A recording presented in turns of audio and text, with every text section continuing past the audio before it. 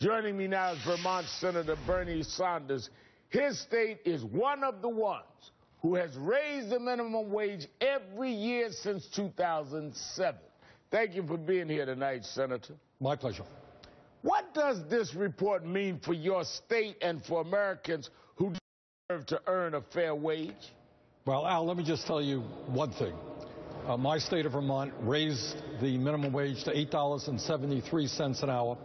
We're on our way to raise it to $10.50 in the next 4 years. And guess what?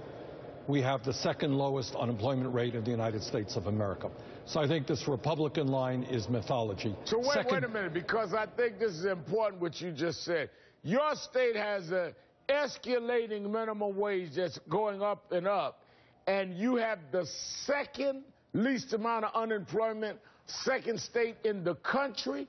That's now, correct. You do know your colleagues in the Senate and Republicans elsewhere have said raising the minimum wage will kill jobs and that they're looking out for us. If what you're saying is true, that's the exact opposite, Senator. Absolutely. It is not true.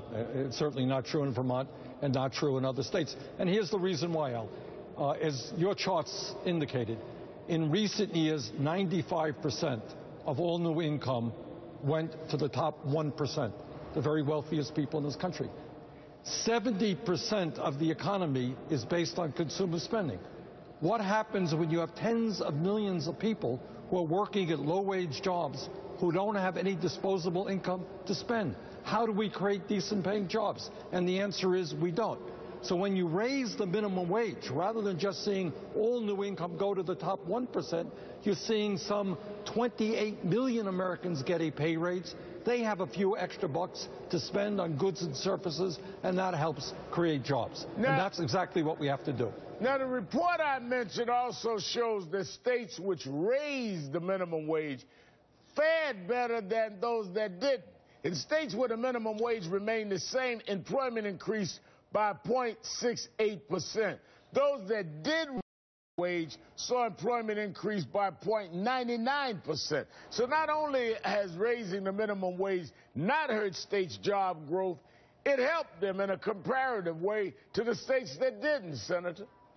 Well, look, the reality is, Al, that most of the new jobs being created in our economy today are low-wage and part-time jobs. And we are dealing here not only with a moral issue of so few having so much and so many having so little, we are dealing with the economic issue that what we need to do now is not only raise the minimum wage to give low-income working people more disposable income, we need a massive jobs program. We need to rebuild our infrastructure. We need to put real dollars in the hands of working people to improve their standard of living. And when you do that, they have the money to spend and create additional jobs. Let me ask you something. When you say we need to create jobs, something that maybe you could explain to me. A recent study shows House Republicans represent more low-wage workers than Democrats do. 1 in 5 U.S. workers earn $11.50 per hour or less. 55% of those people live in Republican districts. Why are so many Republicans opposed to something that would actually help so many of their constituents? Well, a couple of reasons. I think for a start, they assume, probably correctly, that in many of those states, low-income working people are not going to vote. The projection is that in the next election, 40% of the American people are going to vote. Probably 70 to 80% of low-income workers are not going to vote. So you don't have to pay attention to those people. They're not going to vote. They're not making huge campaign contributions. They're not the Koch brothers. What study after study shows is that Congress listens to the people who make big campaign donations, not ordinary people, income people who are struggling to survive. That's the sad reality of politics in America today. Well, that's why I'm spending the summer doing a Freedom Summer 2014. We've got to get people out to vote. Absolutely, Al. Senator Bernie Sanders, thank you for your time tonight. Thank you. Still ahead.